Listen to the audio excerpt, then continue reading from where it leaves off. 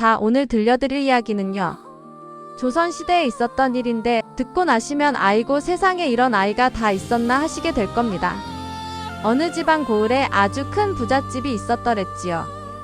대대로 장사를 해서 곡간이 12채나 되는 거상의 집안이었습니다.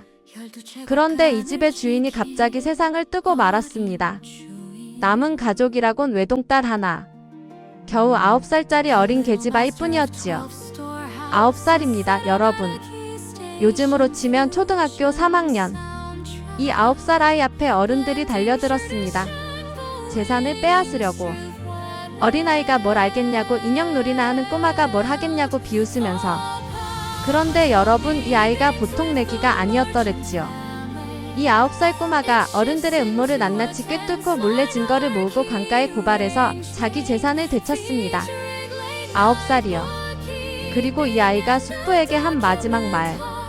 숙부님, 어린아이라고 눈과 귀까지 막혀있는 줄 아셨습니까? 9살의 입에서 나온 이 한마디에 마당에 모인 사람들이 전부 경악했다고 합니다.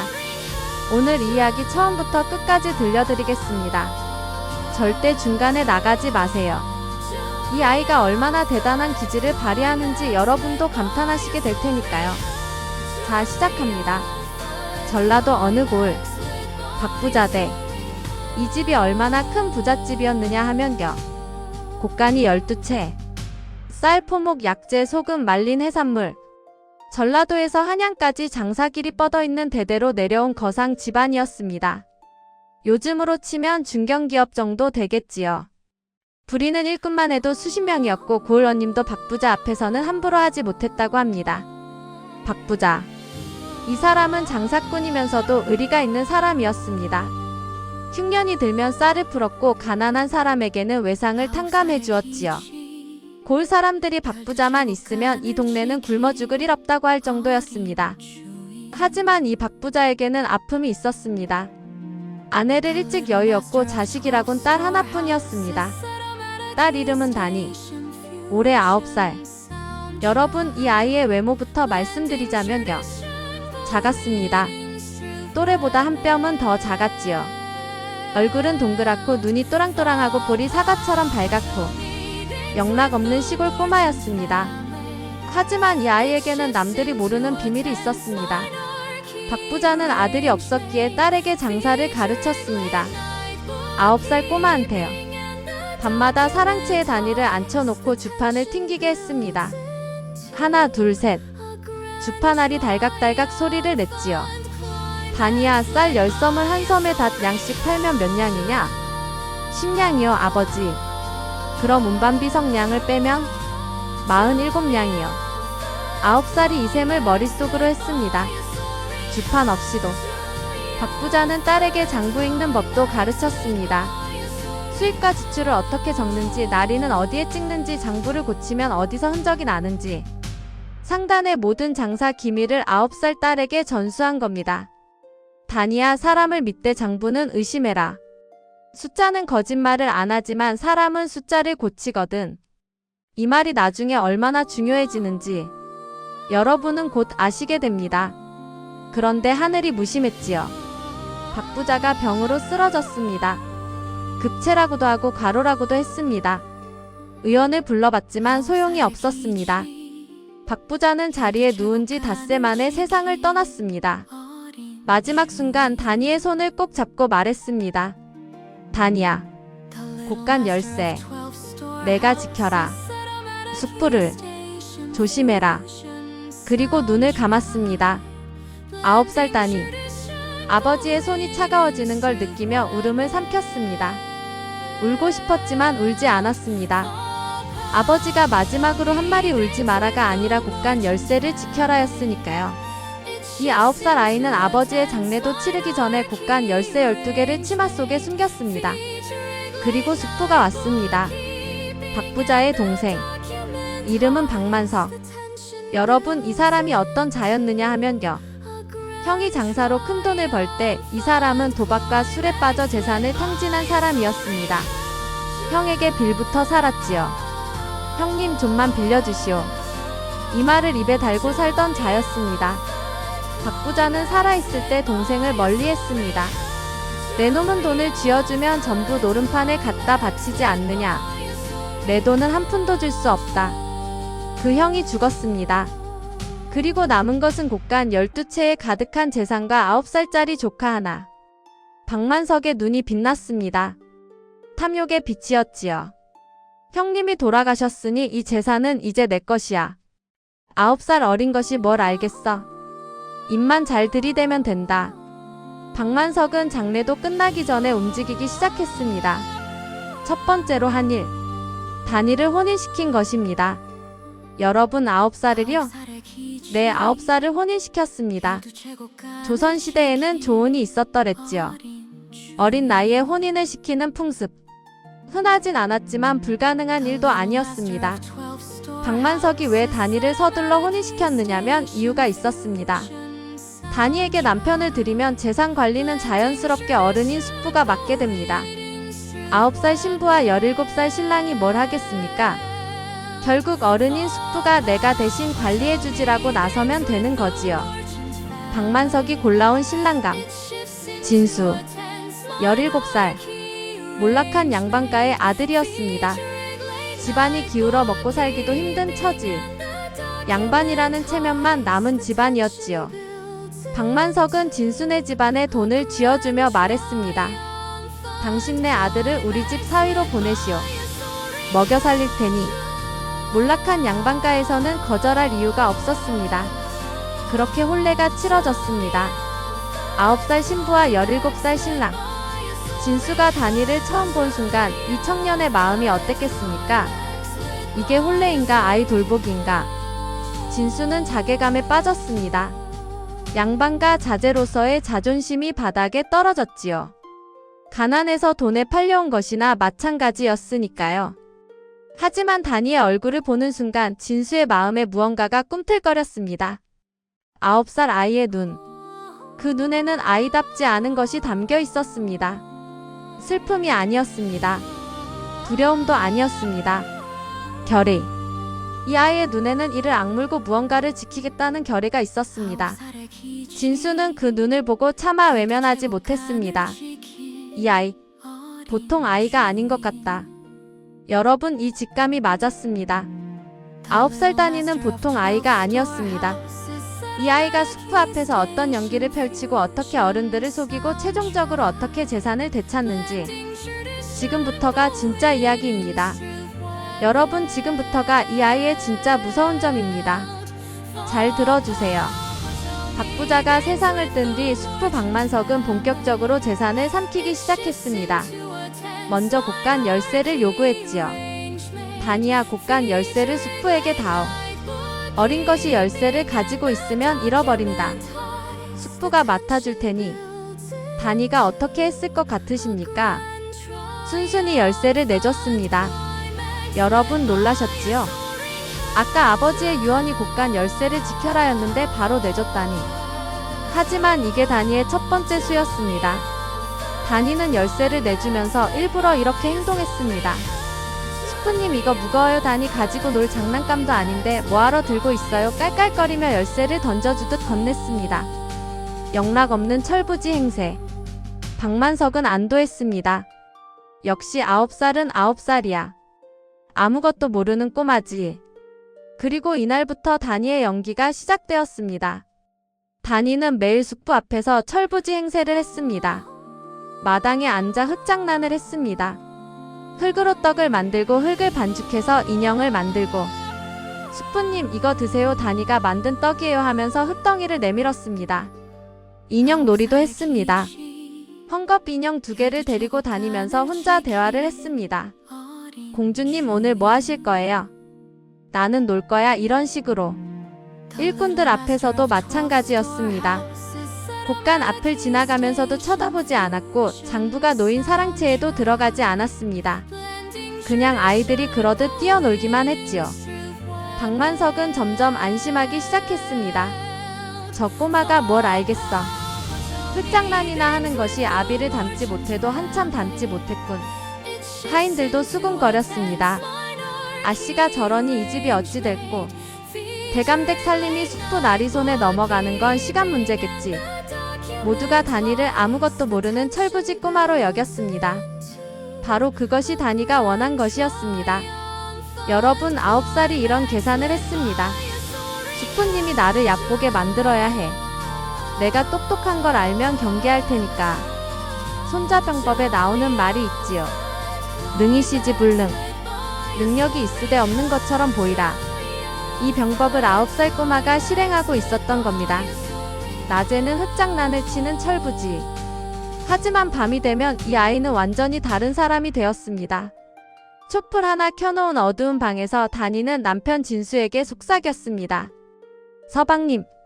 진수가 고개를 돌렸습니다. 아직 서먹한 사이였지요. 17살 청년에게 9살 아내라니. 어색하기 짝이 없었습니다. 서방님, 숙부님께서 아버님의 장부를 고치고 계셔요. 진수가 놀랐습니다. 그걸 어떻게 아느냐?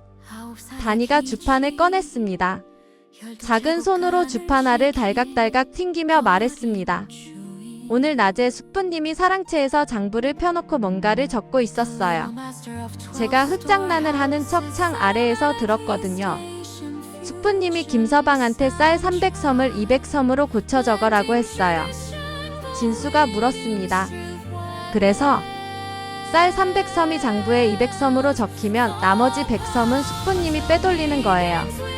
한 섬의 단량이니까 100섬이면 500냥. 500냥이요, 서방님. 9살이 500냥의 의미를 알고 있었습니다. 그리고 숙부가 어떤 수법으로 재산을 빼돌리고 있는지를 정확히 파악하고 있었습니다. 진수는 입이 벌어졌습니다. 내가 셈을 이렇게 잘하느냐? 다니가 주판을 내려놓으며 말했습니다. 아이의 목소리가 아니었습니다. 그 순간만큼은 다니의 눈빛이 20살, 30살 어른의 것이었습니다. 아버지가 가르쳐 주셨어요. 주판도 장부도 날인 확인하는 법도 아버지가 말씀하셨어요.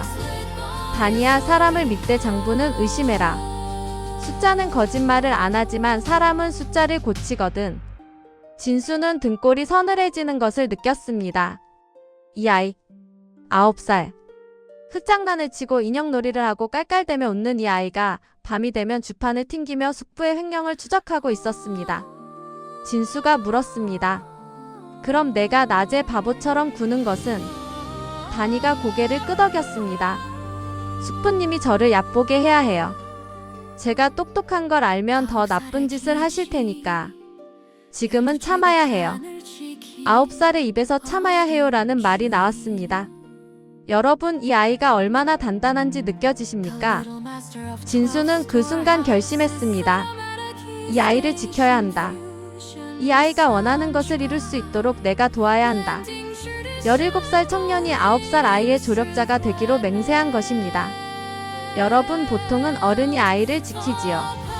하지만 이 이야기에서는 아이가 작전을 짜고 청년이 실행을 합니다. 9살이 사령관이고 17살이 장수인 셈이지요. 이 기묘한 두 사람의 작전이 숙부 박만석을 어떻게 몰아넣는지 지금부터 본격적으로 시작됩니다. 여러분, 지금부터 말씀드리는 이 대목은 이 사연의 핵심입니다. 9살 다니가 어떤 작전을 세웠는지, 그리고 그 작전이 얼마나 치밀했는지 잘 들어주세요. 2달이 지났습니다. 다니는 낮에는 변함없이 바보 행세를 했고 밤에는 진수와 함께 숙부의 움직임을 추적했습니다. 2달 동안 다니가 파악한 것들을 정리해드리겠습니다. 첫째, 숙부 박만석은 장부를 조작하고 있었습니다. 곡식의 양을 줄여 적고 차액을 착복했습니다. 쌀 300섬을 200섬으로, 콩 100섬을 50섬으로. 이런 식으로 조금씩 하지만 꾸준히 빼돌리고 있었습니다. 둘째, 숙부는 박 부자의 거래 상단에 연락을 취해 상단의 지분을 자기 이름으로 넘기려 하고 있었습니다. 셋째, 그리고 이것이 가장 무서운 것인데요. 숙부는 최종적으로 박 부자의 전 재산을 한양의 큰 상단에 넘기는 문서를 작성하고 있었습니다. 그 문서에는 박 부자의 유언에 따라 모든 재산을 동생 박만석에게 상속한다는 내용이 적혀 있었고 박 부자의 도장이 위조되어 찍혀 있었습니다.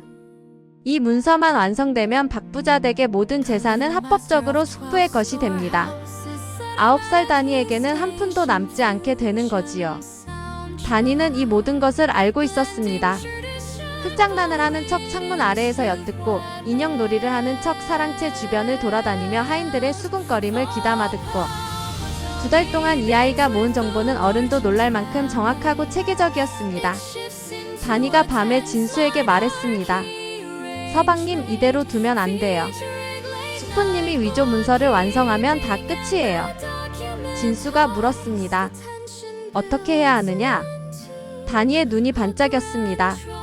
숙부님의 문서를 바꿔치기 할 거예요. 다니의 작전은 이랬습니다. 첫째, 숙부가 작성한 위조 문서와 똑같이 생긴 가짜 문서를 만든다. 둘째, 숙부가 잠든 틈을 타서 진짜 위조 문서를 빼내고 가짜를 넣어둔다. 셋째, 빼낸 진짜 위조 문서는 증거로 보관한다. 넷째, 동시에 다니가 직접 작성한 진짜 장부, 즉 숙부가 얼마를 횡령했는지를 기록한 이중 장부를 준비한다. 다섯째, 이 모든 증거를 관가에 넘긴다. 여러분, 이 작전을 짠 것이 9살입니다. 하지만 문제가 있었습니다. 바꿔치기 문서를 만들려면 숙부의 문서와 똑같은 글씨체로 써야 했습니다. 다니가 어떻게 했는지 아십니까? 이 아이는 2달 동안 낮에 바보 행세를 하면서 틈틈이 숙부의 글씨를 관찰했습니다. 숙부가 편지를 쓸 때, 장부를 적을 때 글씨의 특징을 눈에 담아두었지요. 그리고 밤마다 연습했습니다. 숙부의 글씨체를 흉내내는 연습을 촛불 아래에서 작은 손으로 수백 번을 써가며 17살 진수도 도왔습니다. 진수는 양반가 출신이라 글씨에 능했거든요. 두 사람이 밤마다 머리를 맞대고 숙부의 글씨체를 완벽하게 재현하는 문서를 만들었습니다. 보름이 걸렸습니다. 보름 동안 밤잠을 줄여가며 9살과 17살이 만든 가짜 문서는 진짜와 구별이 안 될 정도로 완벽했습니다. 그날 밤이 왔습니다. 딸이 구름에 가린 밤. 숙부 박만석은 저녁에 술을 마시고 코를 골며 잠들어 있었습니다. 다니가 움직였습니다. 맨발이었습니다. 신발을 신으면 소리가 나니까요. 9살 아이의 작은 발이 차가운 마루를 밟고 사랑채 앞에 섰습니다. 진수는 바깥에서 망을 보고 있었습니다. 혹시라도 하인이 나오거나 숙부가 깰 경우에 대비해서 다니가 창호지 문을 열었습니다. 아무 소리도 나지 않았습니다. 다니는 미리 문에 경첩에 기름을 발라두었거든요. 이것도 계산이었습니다. 방 안에 들어갔습니다. 코 고는 소리가 우렁찼습니다. 술 냄새가 진동했습니다. 다니의 심장이 빠르게 뛰었을 겁니다. 9살입니다. 아무리 영리해도 무섭지 않았을 리가 없지요. 하지만 다니는 멈추지 않았습니다. 숙부의 베개 밑에 문서가 있다는 것을 알고 있었습니다. 낮에 하인들의 대화를 엿들어서 다니가 숙부의 베개 밑으로 손을 넣었습니다. 작은 손이 떨렸지만 움직임은 정확했습니다. 손끝에 종이가 닿았습니다. 문서. 다니는 그 문서를 조심스럽게 빼냈습니다. 그리고 품에 넣은 가짜 문서를 같은 자리에 밀어 넣었습니다. 숙부가 하고 뒤척였습니다. 다니의 숨이 멈췄습니다. 1초, 2초, 3초. 숙부가 다시 코를 골기 시작했습니다. 다니가 방을 빠져나왔습니다.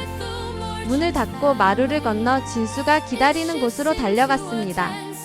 했어요, 서방님. 진수가 다니의 떨리는 손을 잡았습니다. 진수의 손도 떨리고 있었습니다. 두 사람은 숨을 고르며 빼낸 진짜 위조 문서를 확인했습니다. 박부자의 유언에 따라 모든 재산을 박만석에게 상속한다. 박부자의 위조 도장까지 찍혀 있었습니다. 증거 확보. 그리고 다니가 2달 동안 따로 작성해둔 이중장부.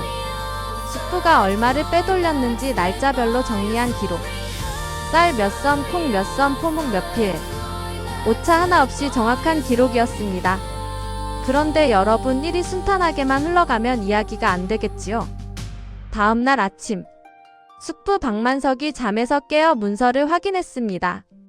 언뜻 보면 같은 문서였습니다. 하지만 박만석은 문서의 한쪽 모서리에 자기만 아는 표시를 해두었던 겁니다. 작은 점 하나. 다니도 모르고 진수도 모르는 표시. 그 점이 없었습니다. 박만석의 눈이 뒤집어졌습니다. 누가 내 문서를 건드렸어. 사랑채에서 뛰어나온 박만석은 하인들을 닥치는 대로 불러 모았습니다. 박만석의 눈이 다니에게로 향했습니다. 다니는 마당에서 흙장난을 치고 있었습니다. 아무 일도 없다는 듯이. 하지만 박만석은 직감적으로 느꼈습니다. 이 꼬마. 설마. 박만석이 결정을 내렸습니다. 이 아이를 곳간에 가둬라. 아이가 아무데도 못 돌아다니게. 하인들이 다니를 잡으러 왔습니다. 위기였습니다. 다니가 곳간에 갇히면 모든 계획이 수포로 돌아갑니다. 증거를 관가에 넘길 수도 없고 숙부가 새 문서를 만들 시간을 벌어주는 꼴이 되지요. 바로 그때 진수가 움직였습니다. 숙부 어르신 잠시만요. 진수가 달려와 다니 앞을 막아섰습니다. 아이가 아침부터 열이 높습니다. 귀신이 붙은 게 아닌가 싶은데 무당을 불러야 할 것 같습니다. 박만석이 눈을 가늘게 떴습니다. 무당?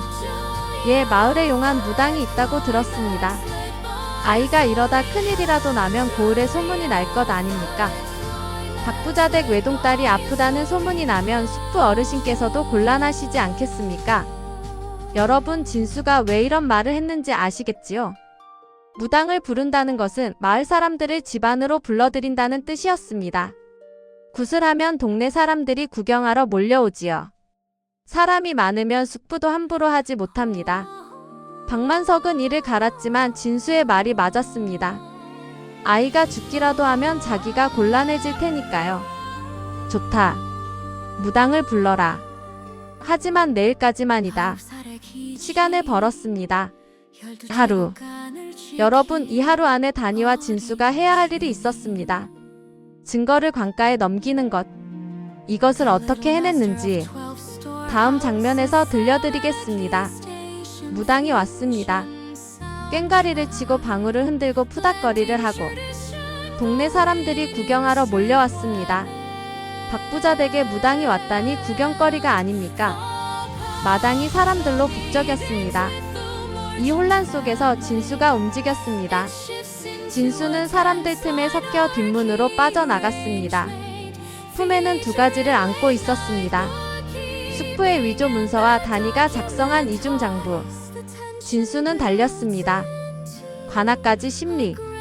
17살 청년의 다리가 쉬지 않고 달렸습니다. 관아에 도착한 진수는 사또를 만나 모든 것을 고했습니다. 사또 어르신 박부자댁의 동생 박만석이 형의 재산을 위조 문서로 빼돌리고 있습니다. 이것이 그 증거입니다. 위조 문서와 이중장부를 내밀었습니다. 사또가 장부를 펼쳐보았습니다. 날짜별로 정리된 횡령 기록. 쌀 몇 섬, 콩 몇 섬, 날짜, 금액. 오차 하나 없이 정확한 기록. 사또가 물었습니다. 이 장부를 누가 작성했느냐? 진수가 대답했습니다. 박부자의 외동딸입니다. 딸. 나이가 몇이냐? 9살입니다. 사또가 장부를 다시 보았습니다. 그리고 고개를 저었습니다. 9살이 이것을 했단 말이냐? 어른도 이만큼 정확하게 적기 힘들겠다. 사또는 장부와 위조 문서를 비교했습니다. 위조 도장의 흔적, 장부의 수정 흔적. 모든 것이 일치했습니다. 사또가 결심했습니다. 포조를 보내라. 박만석을 잡아들인다. 바로 그날 공교롭게도 한양에서 상단 사람들이 도착했습니다. 박만석이 재산을 넘기기로 약속한 상대였지요. 박만석은 서둘렀습니다. 뭔가 김새가 좋지 않다는 걸 본능적으로 느꼈는지도 모릅니다. 서둘러라. 오늘 안에 문서에 도장을 찍고 끝내자. 박만석은 상단 사람들을 사랑채에 앉히고 재산 이전 문서를 꺼내 들었습니다. 그가 꺼낸 문서는 물론 가짜였습니다. 다니가 바꿔치기한 그 문서.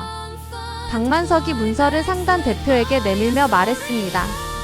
여기 서명하시오. 오늘부로 박부자의 전 재산은. 바로 그 순간 대문이 열렸습니다. 광군 10명이 우르르 들어왔습니다. 선두에 사또가 서 있었습니다. 그 뒤에 진수가 있었습니다.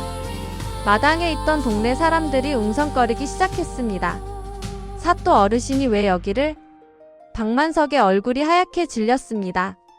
4. 사또 어르신, 웬일이십니까? 사또가 앞으로 나섰습니다. 박만석, 형의 재산을 위조 문서로 빼돌린 혐의로 너를 잡아들인다. 박만석이 벌떡 일어섰습니다. 무슨 소리를? 이건 형님의 유언에 따른. 사또가 손을 들어 박만석의 말을 끊었습니다. 그리고 품에서 문서 2장을 꺼냈습니다. 이것이 내가 작성한 위조 문서다. 박 부자의 유언장이라며? 하지만 이 도장은 위조된 것이야. 박 부자의 진짜 인감과 비교해보니 획이 다르더구나. 사또가 2번째 문서를 펼쳐 보였습니다. 그리고 이것은 내가 2달 동안 빼돌린 재산의 목록이다. 쌀 300섬을 200섬으로 고치고 콩 100섬을 50섬으로 고치고 날짜별로 기록이 다 되어 있다. 박만석이 그 장부를 보았습니다. 깨끗하고 정확한 글씨, 오차 없는 숫자, 날짜마다 빼돌린 물품과 금액이 한치의 착오도 없이 적혀 있었습니다. 박만석이 입을 벌렸습니다. 이 장부를 누가? 바로 그때 사랑채 마루에서 작은 그림자 하나가 나타났습니다. 단이었습니다. 아까까지 마당에서 인형놀이를 하고 있던 9살 꼬마가 마루 위에 올라섰습니다. 하지만 지금의 다니는 아까의 다니가 아니었습니다. 흙이 묻은 치마 대신 깨끗한 저고리와 치마를 입고 있었습니다. 인형 대신 손에 작은 주판을 들고 있었습니다. 그리고 눈빛. 흙장난을 치며 깔깔대던 그 눈빛이 이 순간만큼은 서리발처럼 차갑고 날카로웠습니다. 마당에 모인 사람들이 숨을 죽였습니다. 다니가 입을 열었습니다. 숙부님. 박만석이 다니를 올려다보았습니다. 9살 조카를 처음으로 올려다보았습니다. 그 장부는 제가 썼습니다. 마당이 조용해졌습니다. 사람들의 눈이 동그래졌습니다. 숙부님이 장부를 고치실 때마다 저는 창 아래에서 듣고 있었어요. 숙부님이 김서방에게 숫자를 불러줄 때마다 저는 주판을 튕기며 원래 숫자와 고친 숫자를 기록했습니다.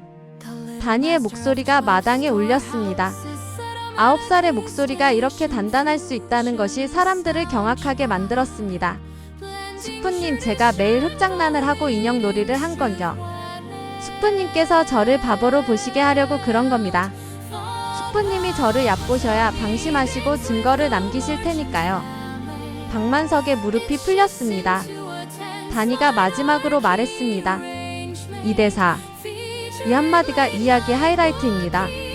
숙부님, 어린아이라고 눈과 귀까지 막혀있는 줄 아셨습니까? 마당이 고요해졌습니다. 바람 소리밖에 들리지 않았습니다. 그리고 터졌습니다. 동네 사람들이 웅성거리기 시작했습니다. 아이고, 저 어린 것이 보통 내기가 아니었네. 박 부자가 딸을 잘 키웠구만. 사또도 감탄을 금치 못했습니다. 대단한 아이로군. 9살이 이런 일을. 박만석은 광군에게 포승줄이 묶여 끌려나갔습니다. 끌려가면서도 다니를 돌아보았습니다.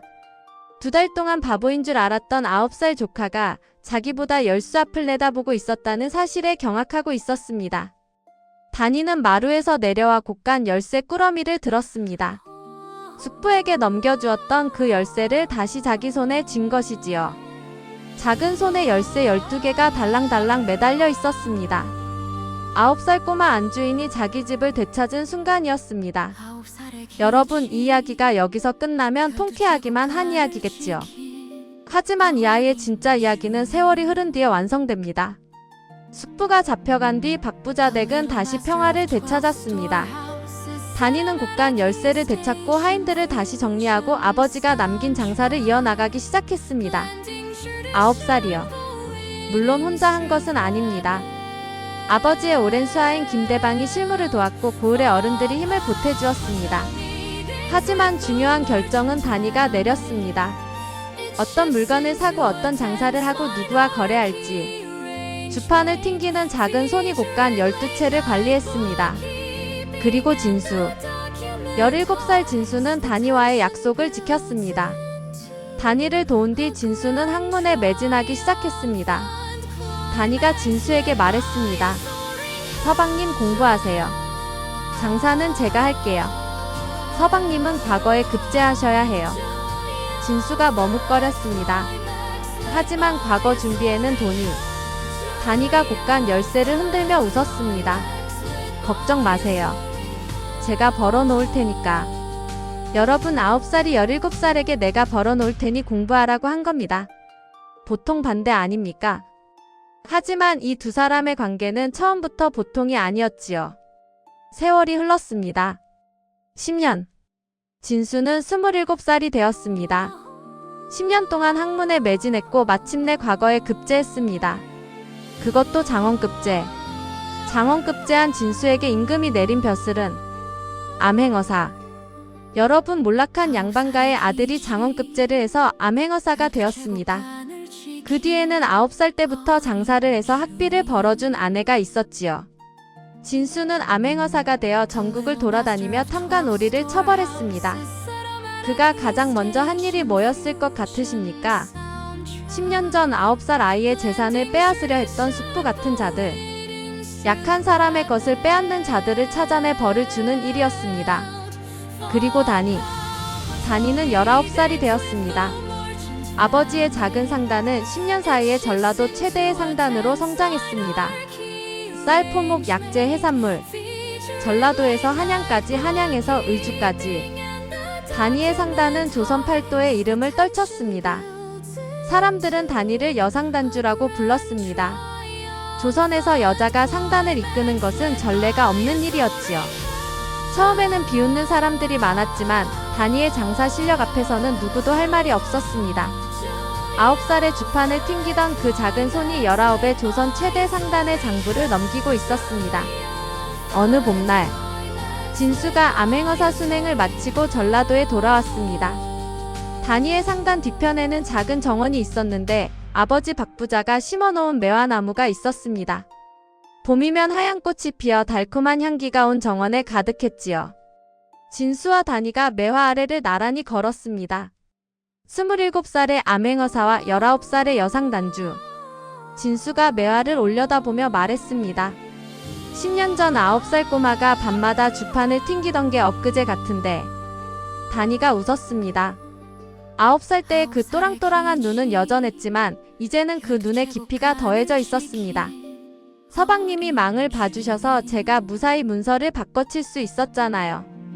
그때 서방님 손도 떨리셨지요? 진수가 웃었습니다. 너보다 더 떨었다. 두 사람이 매화 아래에서 웃었습니다. 10년 전 9살과 17살이 힘을 합쳐 숯불을 몰아냈듯이 지금도 두 사람은 서로의 부족한 부분을 채워주며 살아가고 있었습니다. 진수가 말했습니다. 당신은 조선에서 가장 대단한 사람이야. 다니가 고개를 저었습니다. 아니에요. 저는 그냥 아버지가 가르쳐준 대로 한 것뿐이에요. 장부는 의심해라, 숫자는 거짓말을 안 한다. 그것만 지킨 거예요. 그리고 매화 꽃잎이 두 사람의 어깨 위에 떨어졌습니다. 자, 오늘 이야기는 여기까지입니다. 여러분 어떠셨습니까? 겉모습이 작고 여리다고 해서 그 영혼까지 가벼운 것은 아닙니다. 9살 꼬마였습니다. 인형놀이를 하고 흙장난을 치고 깔깔대며 웃는 아이였습니다. 하지만 그 작은 몸 안에는 어른도 감탄할 만한 지혜가 있었고 어떤 어른보다 단단한 결의가 있었고 아버지의 가르침을 한 글자도 잊지 않는 기억력이 있었습니다. 진정한 힘은 힘의 크기가 아니라 마음의 깊이에서 나오는 법이지요. 다니에게는 큰 칼도 없었고 군사도 없었고 권력도 없었습니다. 가진 것이라고는 작은 주판 하나와 아버지가 가르쳐준 셈법뿐이었습니다. 하지만 그 주판 하나로 어른들의 음모를 꿰뚫고 증거를 모으고 자기 집을 되찾았습니다. 여러분의 마음속에도 분명히 있을 겁니다. 작지만 단단한 무언가가 겉으로는 보이지 않지만 정말 중요한 순간에 빛을 발하는 보석 같은 것이, 그것이 무엇인지 오늘 한번 생각해 보시면 좋겠습니다. 오늘도 끝까지 들어주셔서 감사합니다. 여러분 오늘도 수고 많으셨습니다.